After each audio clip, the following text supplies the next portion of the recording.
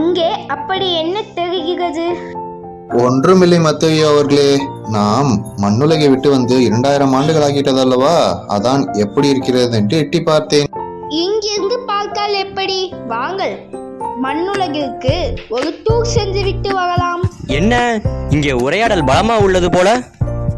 ஒன்றுமில்லை பேதுரு அவர்களே, மண்ணுலகிற்கு ஒரு டூர் சென்று விட்டு வரலாமா என்று நான் மத்தேயு அழைத்தேன். நீரும் வருகிறீரா? எனக்கும் இந்த விண்ணகத்தின் திறவுகளை தூக்கி தூக்கி கையெல்லாம் வலிக்கிறது. எனக்கும் சற்று ஓய்விருந்தால் நன்றாகத்தான் இருக்கும். அப்படி என்றால் அனைவரும் செல்வோம், வாருங்கள். யாரையாவது கம்பெனி கூப்பிடலாமா? அங்கே செல்வது யார்? பவுல் தானே? ஐயா பவுலே, இங்கே வாரும் ஐயா. நீதான் பல திருச்சபைக்கும் பல கடிதங்கள் எழுதுள்ளே, அவை எவ்வாறு இயங்குகின்றது என்று மண்ணுலகிற்கு ஒரு விசிட் செய்துட்டு வரும். வருகிறீரா? சரி சரி, வருகின்றேன்.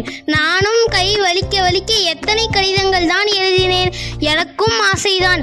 எனது திருமுகங்களை யாரேனும் பின்பற்றுகிறாரா என்று பார்த்துவிட்டு வரலாம். வாருங்கள். நாம் எங்கே வந்துள்ளோம்? எனக்கு ஒன்றும் விளங்கவில்லையே. அங்கே ஒருவர் தெரிகிறாரே, யார் அவர்? என்ன செய்து கொண்டிருக்கிறார்? பேதுருவே, நாம் நின்று கொண்டிருப்பது ஏதோ ஒரு ஆலயம் போல் உள்ளது. ஆமாம், அவர் என்ன செய்து கொண்டிருக்கிறார்? மக்கள் ஏன் அவரையே பார்த்து கொண்டிருக்கிறார்கள்?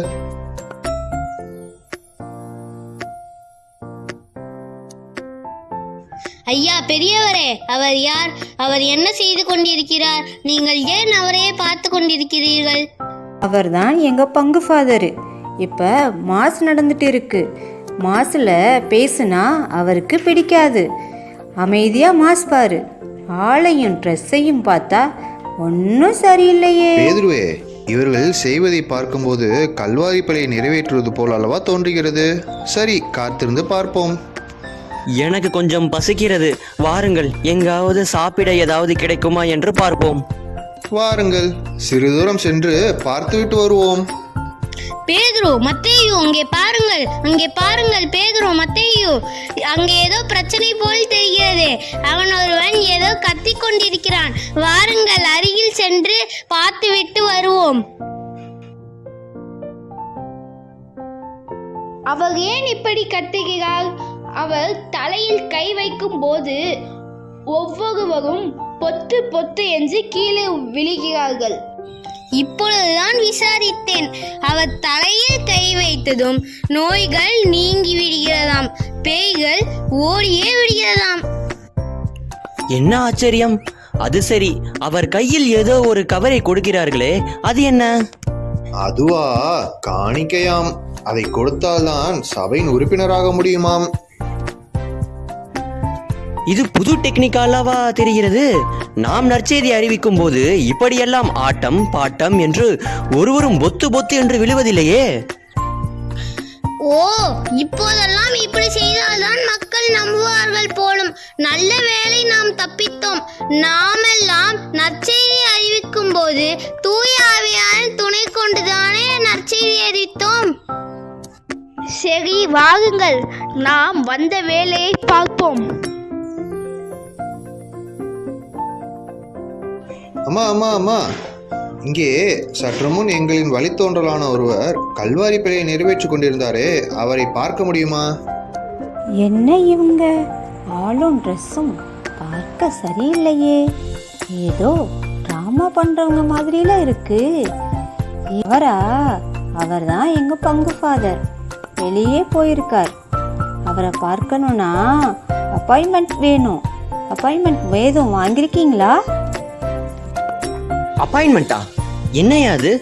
மெத்த படித்த மத்தேயுவே, இங்கே வாரும். இவர்கள் ஏதோ சொல்கிறார்கள், எனக்கு ஒன்றும் விளங்கவில்லை. சற்று விளக்கி கூறும். பேதுருவே, அப்பாயின்மெண்ட் என்றால் அனுமதி. அவரிடம் முன்னாலேயே அனுமதி வாங்கித்தான் அவங்க பங்கு குருவை பார்க்க முடியும். நாம் இயேசுவோடு பயணித்த போது ஒரு நாள் கூட அவரிடம் அப்பாயின்மெண்ட் வாங்கியதே இல்லையே. அவர் மக்களோடு மக்களாக மக்களின் மத்தியில் அல்லவா இருப்பார். ஆமாம் ஆமாம், நிறைய விஷயங்கள் மண்ணுலகில் மாறிவிட்டது. நாம் இருந்தது போல இப்பொழுது இல்லை. ஆம், அங்கே ஏதோ ஒன்று செய்கிறார்கள். என்னவாக இருக்கும்? ஒருவேளை அங்கேயாவது நமக்கு சாப்பிட எதுவும் தருகிறார்களா என்று நினைக்கிறேன். வாருங்கள், அருகில் சென்று விசாரிப்போம். எனக்கு பசியில் தலையெல்லாம் கிறுகிறுவென்று சுற்றுகிறது. உங்களுக்கு பசியால் தலை சுற்றுகிறது. எனக்கு இவர்கள் செய்வதையெல்லாம் பார்க்கும் பொழுது உலகமே சுற்றுகிறது. இன்னும் என்னவெல்லாம் மாறியிருக்கிறது என்று தெரியவில்லையே. சரி சரி, வாருங்கள், அருகில் சென்று விசாரிப்போம்.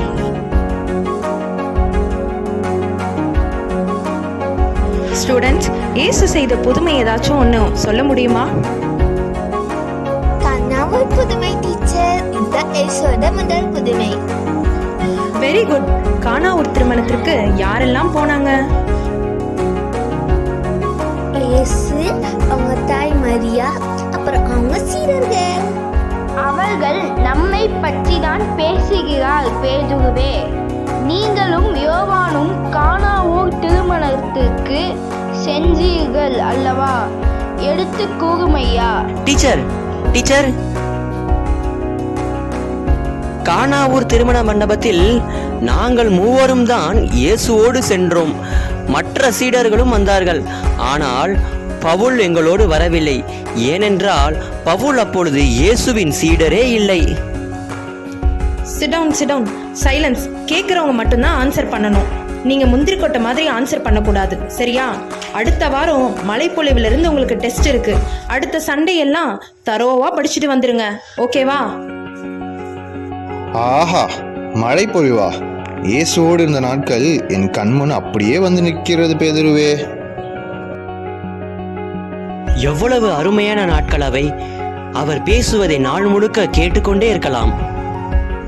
என்னால் இயேசுவோடு பயணிக்க முடியாது, கொஞ்சம் வருத்தமாகத்தான் உள்ளது. ஆனால் நான் இயேசுவை கண்ட பிறகு என்னையே அவரிடம் ஒப்படைத்து விட்டேன். இவர்கள் நன்றாகத்தான் இயேசுவை பற்றி எடுத்து கூறுகிறார்கள், அறிவிக்கவும் செய்கிறார்கள். நான் சொல்வது சரிதானே யோவான்? சரி, நாம் நற்செய்தி அறிவிக்கும் போது எத்தனை பேரை மனமாற்றி இருப்போம்?